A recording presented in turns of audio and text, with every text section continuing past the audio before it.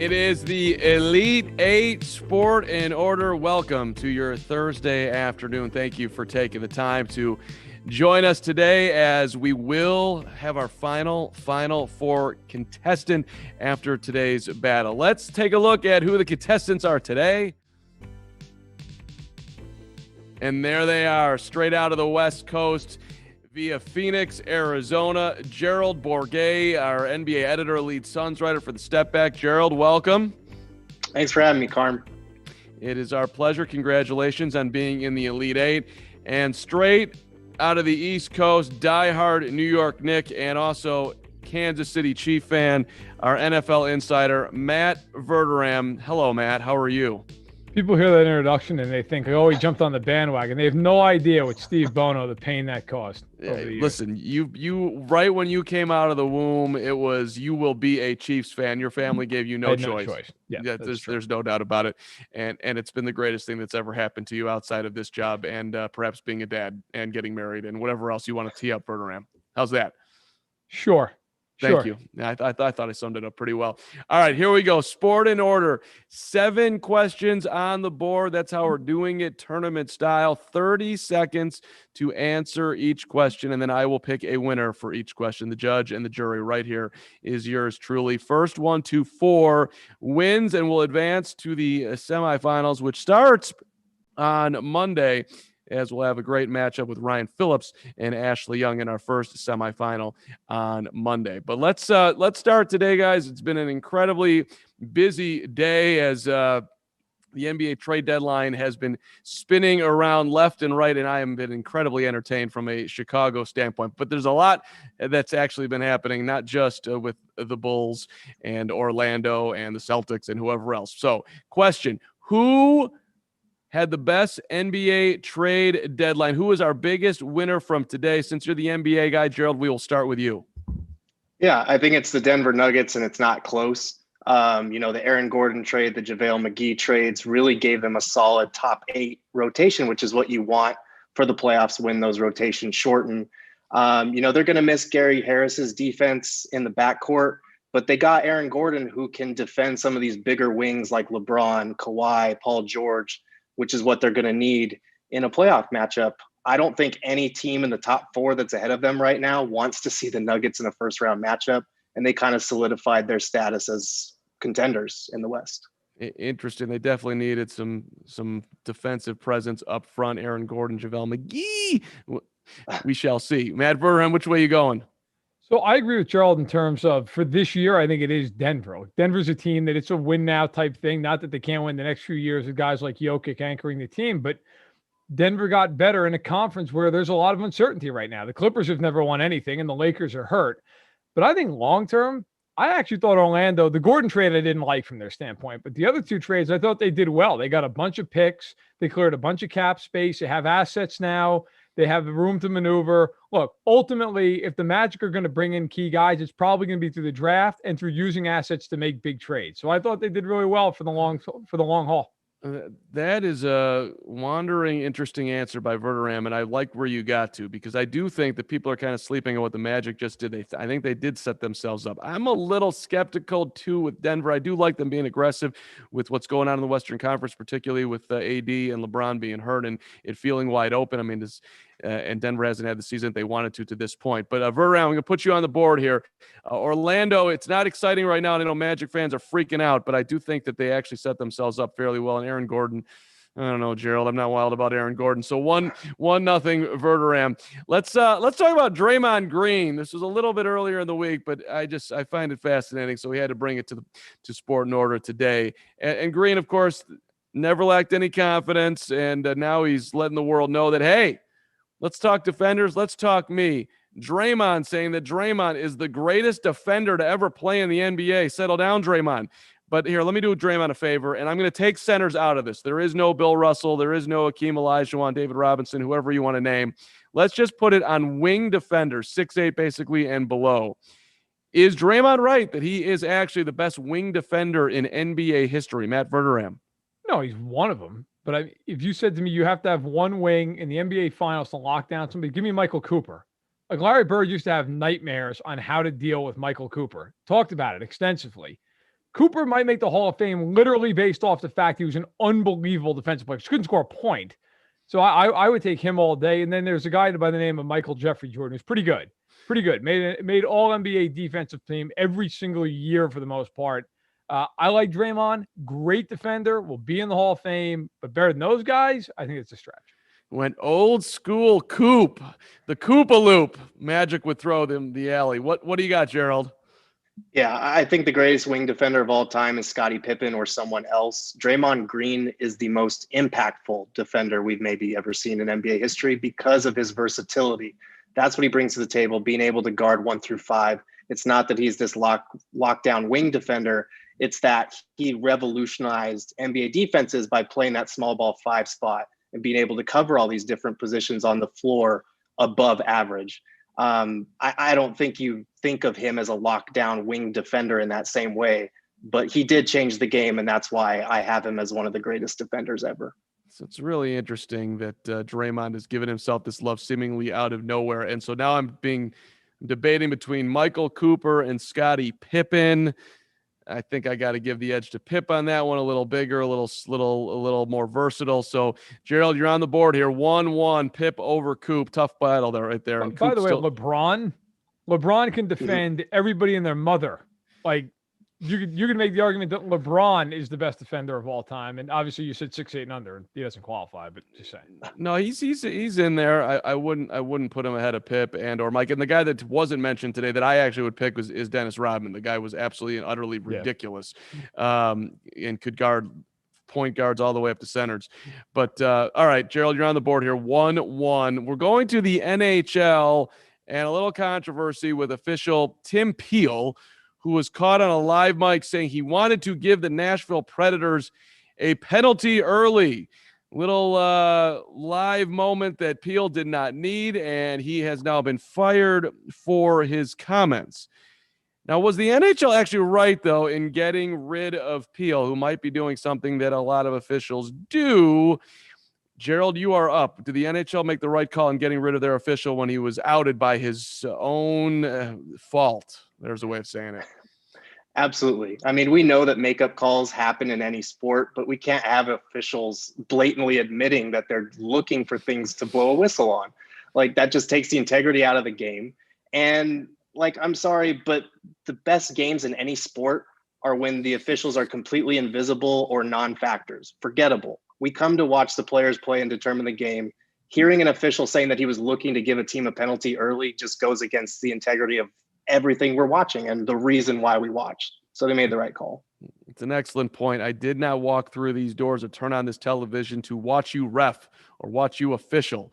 Matt Verderame, did the NHL make the right call? It was a little over the top. Could Peel have stuck around? No, they should have absolutely fired him. But my argument is, look, I agree wholeheartedly with Gerald. We know every sport there's makeup calls. That happens. We understand that. But A, you got caught saying the quiet part out loud, so to speak. You can't do that. B, gambling is more prevalent than ever. You cannot do something like that in today's day and age because gamblers are going to say, hey, I can't get involved with that sport. I can't bet on that sport. And as much as these leagues love to say they don't want gambling, they're full of SH you-know-what. They all want gambling on their sports. It brings in interest. It brings in money. Tim Peel, what he did, can't happen. He's got to go. It's a great underlining by you, Verderame. I'll give you the point on that because it's true that, look, we have way more access right now. I mean, listen, I'm a member of the DraftKings, FanDuel, and PointsBet community, and you do need integrity, period. But I guess with the dollars on the line, maybe it puts even more of a spotlight on it. And I'm not saying that had anything to do with it, but I bet it might have had like at least a couple extra ticks. So Verderame, excellent look at it. And you both think that Peel should have been out. I would have argued that, hey, he just did what we all know and it's all right. But I'm a little more lenient when it comes to these type of things. Question 4, team. Let's go to baseball. Opening day, 1 week away. I think we're all pretty excited here, even though the spring training situation can just get longer and longer. Let's get to the real games here. But I'm doing a live draft right now on Sport in Order, and you both get a number 1 pick. Who is the top player in baseball to build your team around right now? Matt Verderame. Oh, come on. It's Mike Trout. It's Mike Trout. No offense to Fernando Tatis and all these other guys. Mike Trout has gone to an all-star game. Now, obviously last year there was none, so it doesn't count. 8 years in a row. Last year, he played 53 games. He had 17 homers and 46 RBIs in 53 games. He has led the league in on-base percentage 4 years in a row up to last year when he had a 390 on base. He can steal bases. He hits for power. He hits for average. Look, there are a lot of great players in the league. Mike Trout is this day and age's Willie Mays. Like, it's not even an argument. It's Mike Trout. 29-year-old Mike Trout, not even an argument. I don't know. Gerald, do you want to make an argument? Yeah, I'm going to make the argument. Conventional wisdom says Mike Trout because he is right now the best player in baseball. But if I'm starting a franchise with the number one pick, I'm going with Tatis because he's still only 22 years old. He's a beast already, and he's really exciting. Like, if you're wanting to start a franchise, start it with that franchise cornerstone. You want a guy who's talented, young, and really fun. And he's all three of those things. So I would actually go with Tatis, even though Trout is obviously right now the best player in baseball. So I don't know here. It's a tough one. We're talking about January 2nd, 1999, his debut, March 28, 2019. At 20 years old, he's 22. He's already got the huge deal. I think I got to lean towards Gerald on this one. Let's go off the board. Mike Trout, you're getting old out of nowhere. And also, there's a little bit more of a face to baseball, I think, that Tatis can bring to the – and also, like, yeah, that's right. I'm going to hit a grand slam and have a lot of fun, even when we're up 10-3 and make it 14-3, and people will be talking about me. Whereas, you know, the whole old school things gets a little bit tiresome, a little more new school Tatis. All right, 2-2 your score as we go to question 5. And the Los Angeles Dodgers, Verderame, this is up your alley. They're enjoying a World Series championship, first time since '88. They're enjoying Mookie Betts, particularly being a Dodger. And now Dodgers fans, apparently they got a lot of money, or just all banded together. And they took out a billboard right by Fenway Park saying, quote, "Dear Boston, thank you for Mookie Betts." Question is, what should the Red Sox fans do, if anything, to retaliate? Gerald, you got something creative here?